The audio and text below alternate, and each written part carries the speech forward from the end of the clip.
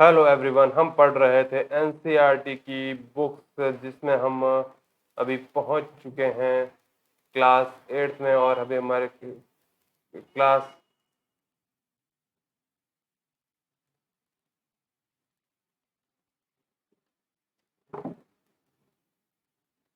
Class 8 की geography की book चल रही है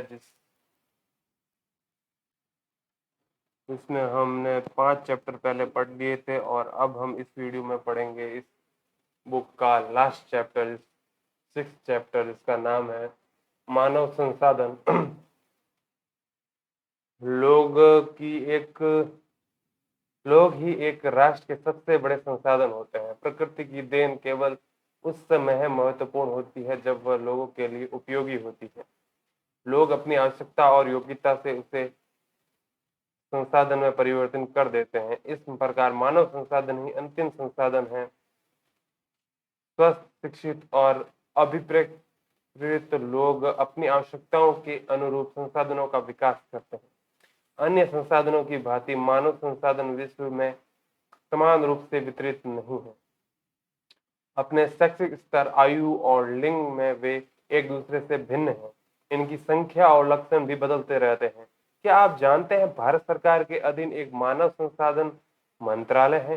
1985 में इस मंत्रालय का निर्माण लोगों के कौशल को बढ़ाने के लिए किया गया था। इससे इससे यह प्रदर्शित होता है कि लोग देश के लिए कितने महत्वपूर्ण संसाधन हैं।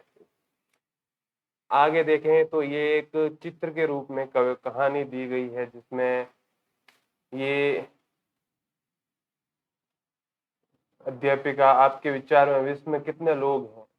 मेरे विद्यालय में 500 बच्चे हैं। मेरे गांव में 1000 लोग हैं। मेरी कक्षा में 30 बच्चे हैं। विश्व में लगभग 6.6 अरब लोग हैं। 1 अरब में कितने शून्य होते हैं? इस संख्या को आप कैसे लिखेंगे? 1 अरब में जनसंख्या का वितरण। भूपृष्ठ पर जिस प्रकार लोग फैले हैं उसे जनसंख्या वितरण का प्रतिरूप कहते हैं। विश्व की जनसंख्या का लगभग 90% से अधिक भाग भूपृष्ठ के लगभग 30% भाग पर निवास करता है। विश्व में जनसंख्या का वितरण अत्यंत असमान है। कुछ क्षेत्र बहुत घने बसे हैं और कुछ विरल बसे क्षेत्र हैं। दक्षिण और दक्षिण पूर्वी एशिया, यूरोप और पूर्वी उत्तर अमेरिका घने बसे हुए क्षेत्र हैं। उच्च अक्षांशीय क्षेत्रों, उष्णकटिबंधीय मरुस्थल, उच्च पर्वतों, विषुवतीय वनों के क्षेत्र में बहुत कम लोग रहते हैं।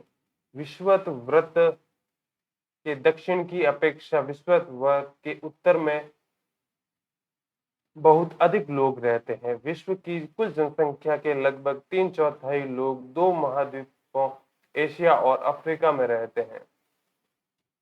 विश्व के 60% लोग केवल 10 देशों में रहते हैं। इन सभी देशों में 10 करोड़ से अधिक लोग रहते हैं। ये दिया हुआ है एशिया में रहने वाले लोगों को इस कलर से दिखाया गया है, यूरोप में इस कलर से, अफ्रीका में इस कलर से, मध्य व दक्षिण अमेरिका में इस तरीके से, और उत्तरी अमेरिका में रहने वाले को लाल रंग से, और ओशियनिया या ऑस्ट्रेलिया, न्यूजीलैंड और प्रशांत द्वीप में रहने वाले लोगों को इस तरीके से देखें तो एशिया में रहने वाले लोगों की संख्या बहुत अधिक है और ये जो ओशियनिया या ऑस्ट्रेलिया में रहने वाले लोगों की संख्या सबसे कम है। ये 100 लोग बनाए हुए गए हैं, उनको प्रतिशत के हिसाब से ये बांटा गया है।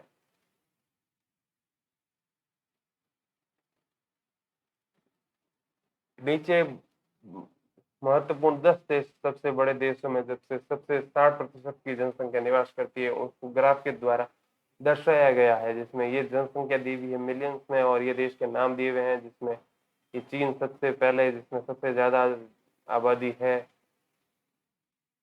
उसके बाद भारत, फिर UAE, Indonesia, Brazil, Pakistan, Bangladesh, Nigeria, रूस और 10वें नंबर पर जापान। जनसंख्या का घनत्व पृथ्वी पृष्ठ के एक इकाई क्षेत्र में रहने वाले लोगों की संख्या जनसंख्या का घनत्व कहते हैं।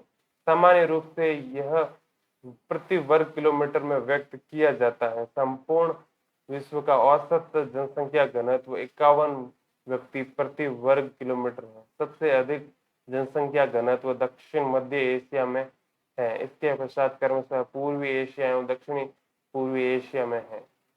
क्या आप जानते हैं कि भारत की जनसंख्या का औसत घनत्व 382 व्यक्ति प्रति वर्ग किलोमीटर है। मतलब 1 किलोमीटर बाई 1 किलोमीटर के 1 किलोमीटर और ये 1 किलोमीटर, इसमें रहते हैं 382 लोग।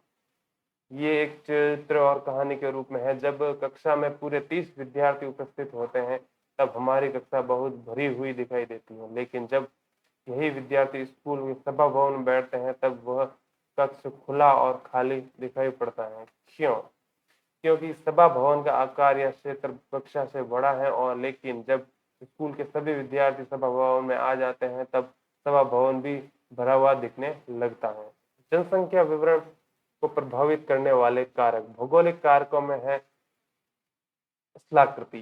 लोग सदैव पर्वतों और पठारों की तुलना मैदानों भागों में रहना पसंद करते हैं, क्योंकि ये क्षेत्र खेती, विनिर्माण और सेवा क्रियाओं के लिए उपयुक्त होते हैं। गंगा के मैदान विश्व के सबसे अधिक घने बसे हुए क्षेत्र हैं, जबकि एंडीज, आल्प्स और हिमालय जैसे पर्वत विरल बसे हुए हैं।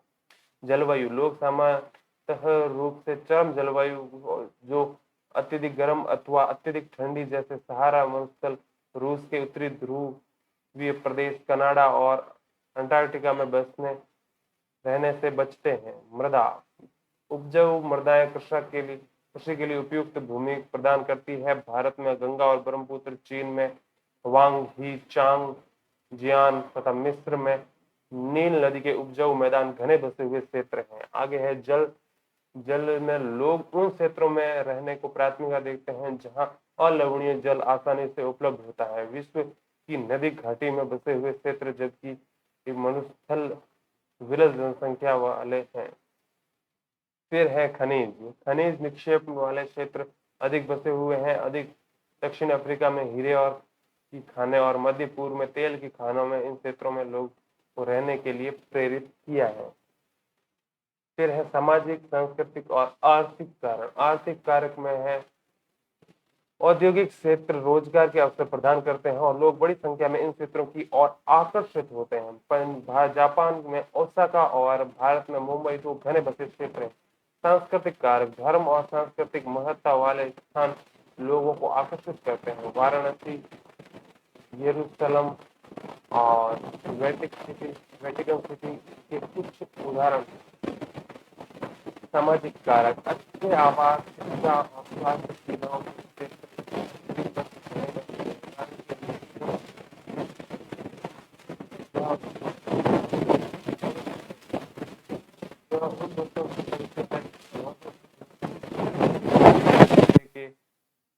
आशा की जा सकती है। जनसंख्या परिवर्तन। जनसंख्या परिवर्तन से तात्पर्य एक निश्चित अवधि के दौरान लोगों की संख्या में परिवर्तन से है। विश्व की जनसंख्या स्थिर नहीं रही है, यह कई गुना बढ़ गई है, जैसे चित्र 6.3 में दर्शाया गया है। 6.3 में हम देखें तो इस तरीके से ये दर्शाया गया है, जिसमें ये है कि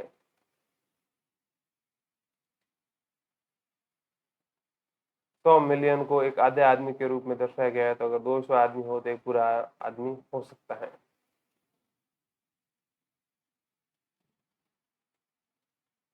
तो 500 ईसा पूर्व लगभग इतने लोग रहते थे। फिर जो ईसा मसीह का जन्म यानी कि 0वें सन में, शताब्दी में, पहली शताब्दी में लोग इतने रहते थे, फिर इतने हुए, फिर इतने आज 2025 तक लगभग ये इस तरीके से इतने बढ़ गए हैं।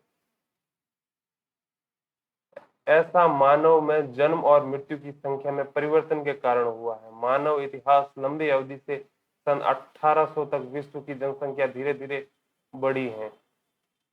बड़ी संख्या में बच्चे जन्म लेते थे, लेकिन शीघ्र ही उनकी मृत्यु भी हो जाती थी। ऐसा इसलिए था क्योंकि वहां उचित स्वास्थ्य सुविधाएं नहीं थी, सभी लोगों के लिए पर्याप्त भोजन उपलब्ध नहीं था, किसान किसी सभी लोगों की भोजन की आवश्यकताओं को पूरा करने के लिए पर्याप्त उत्पादन करने में सक्षम नहीं थे। इसके परिणाम स्वरूप जनसंख्या में वृद्धि बहुत कम थी। सन 1804 में विश्व की जनसंख्या 1 अरब हो गई और 150 वर्षों बाद 1959 में विश्व की जनसंख्या 3 अरब पहुंच गई। इसे प्राय जनसंख्या विस्फोट कहते हैं और 1999 में 30 वर्ष की अवधि में कम से कम जनसंख्या दुगुनी 6 अरब हो गई और इस वृद्धि का मुख्य कारण खाद्य आपूर्ति एवं औषधियों के कारण मृत्यु दर कम होना है, जबकि जन्म दर अभी भी बहुत अधिक रही। जन्मों के असाधारणतः जन्म दर में आंका जाता है। जन्म दर अर्थात प्रति 1000 व्यक्तियों पर जीवित जन्मों की संख्या में मापा जाता है। मृत्यु दर को प्रति 1000 व्यक्तियों पर मृतकों की संख्या में मापा जाता है। किसी क्षेत्र विशेष के लोगों के आने जाने को प्रवास कहते हैं। जन्म और मृत्यु जनसंख्या परिवर्तन के प्राकृतिक कारण है। एक देश के जन्म दर और मृत्यु दर के बीच में अंतर को प्राकृतिक वृद्धि दर कहते हैं। विश्व में जनसंख्या के बढ़ने का मुख्य कारण प्राकृतिक वृद्धि दर का तीव्रता से बढ़ना है। ये दिया हुआ है जनसंख्या वृद्धि, जन्म दर, मृत्यु दर। जन्म दर अधिक है, मृत्यु दर कम है। ये है जनसंख्या स्थिर अगर ये दोनों बराबर हो। और जनसंख्या में कमी कब होगी? जब जन्म दर कम हो और मृत्यु दर ज्यादा हो। शब्दावली में है अप्रवास एक अन्य कारण है जिससे जनसंख्या के आकार में परिवर्तन होता है। लोग एक देश से अथवा देशों के बीच एक स्थान से दूसरे स्थान पर जा सकते हैं। उत्प्रवासी वे लोग होते हैं जो देश को छोड़ते हैं और अप्रवासी वे लोग होते हैं जो देश में आते हैं। जब व्यक्ति एक देश से नए देश में जाता है तो वो हो गया अप्रवास। उत्प्रवास हो गया जब व्यक्ति एक देश को छोड़कर एक देश को छोड़ता है। संयुक्त राज्य अमेरिका में ऑस्ट्रेलिया जैसे देशों की भीतरी प्रवास अवस्था अप्रवास द्वारा संख्या बढ़ी है, मतलब लोग वहां आके रहने लगे हैं। और सूडान देश एक ऐसा उदाहरण है जिसमें लोगों ने बाहर चले जाने अथवा उत्प्रवास करने के कारण जनसंख्या में कमी का अनुभव किया है। अंतर्राष्ट्रीय प्रवास की सामान्य प्रवृत्ति यह है कि लोग अच्छे आर्थिक अवसरों की खोज में कम विकसित राष्ट्रों से अधिक विकसित राष्ट्रों में चले जाते हैं। देशों के अंदर बड़ी संख्या में लोग रोजगार, शिक्षा और स्वास्थ्य सुविधाओं की खोज में ग्रामीण क्षेत्रों से नगरीय क्षेत्रों की ओर चले जाते हैं। जनसंख्या परिवर्तन के प्रतिरूप। जनसंख्या वृद्धि की दर विश्व में लगभग अलग अलग है। चित्र 6.5 में आपने देखा। यद्यपि विश्व की कुल जनसंख्या तीव्रता से बढ़ रही है, तथापि सभी देशों में यह वृद्धि अनुभव नहीं की जा सक रही है। कुछ देशों में जैसे केन्या में जनसंख्या वृद्धि दर ऊंची है। उन देशों में जन्म दर और मृत्यु दर दोनों ही उच्च हैं। हाल ही में स्वास्थ्य सेवाओं में सुधार के साथ मृत्यु दर कम हो गई है, परंतु जन्म दर अभी भी अधिक है, जिससे वृद्धि दर बढ़ रही है। अन्य देशों में जैसे यूनाइटेड किंगडम में निम्न जन्म दर और मृत्यु दर के कारण जनसंख्या वृद्धि की दर मंद है। ये है जनसंख्या वृद्धि की अलग अलग दरें। इसमें ये वाला जो ब्लू है वो दिखाता है 3% या उससे अधिक। बाद में ये 2 से ये 2.2.9, 1 से 1.9, 0.9 या उससे कम या 0 या हास हो रहा है कहीं पे, तो वो इस तरीके से।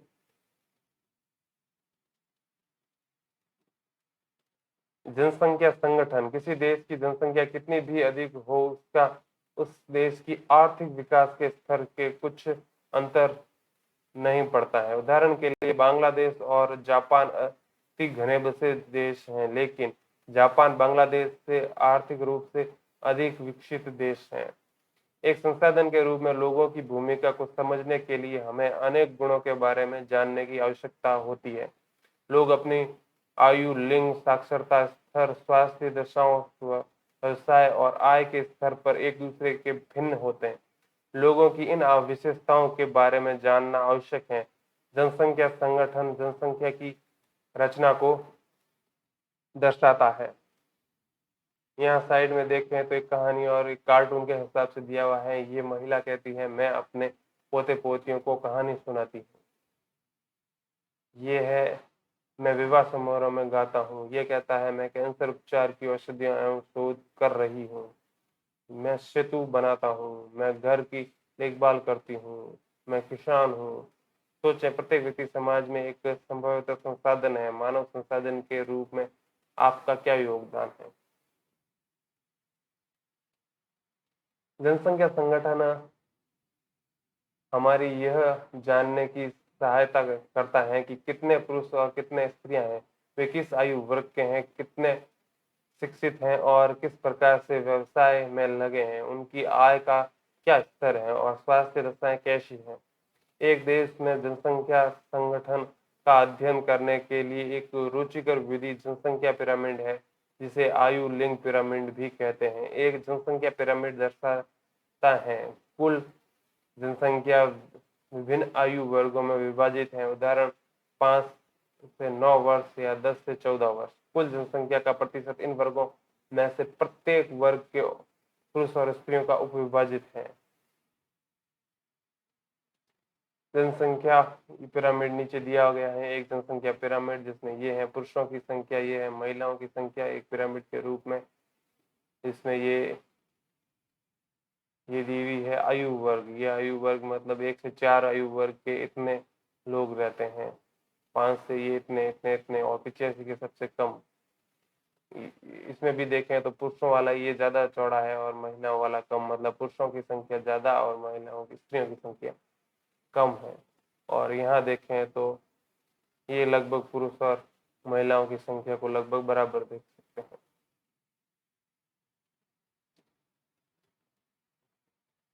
ये त्रिभुजाकार प्रतीत होने वाला आरेख क्या है? ये जनसंख्या पिरामिड है क्या? मैं